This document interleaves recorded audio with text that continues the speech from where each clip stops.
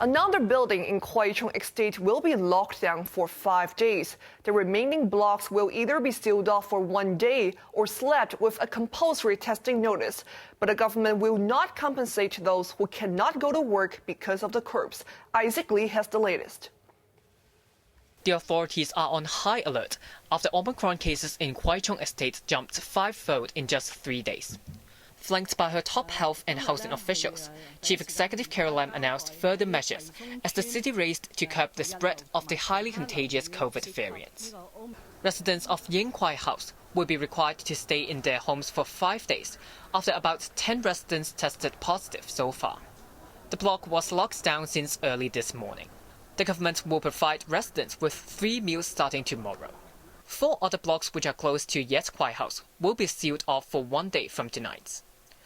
Residents of Chin Kwai, Hiu Kwai, Yuk Kwai and Nga Kwai houses will have 1 day to undergo compulsory tests.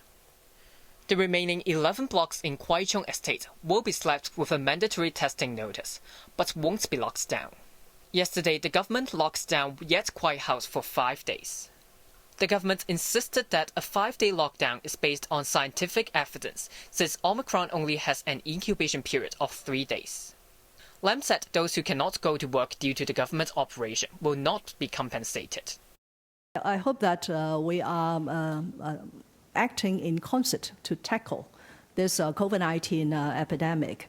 At the moment, it is not a question of compensation. It is a question of getting out of the COVID-19 epidemic, especially relating to the Omicron variant, as soon as possible. She thanks residents for their cooperation and the testing service provider for providing immediate assistance. Isaac Lee, HKIBC.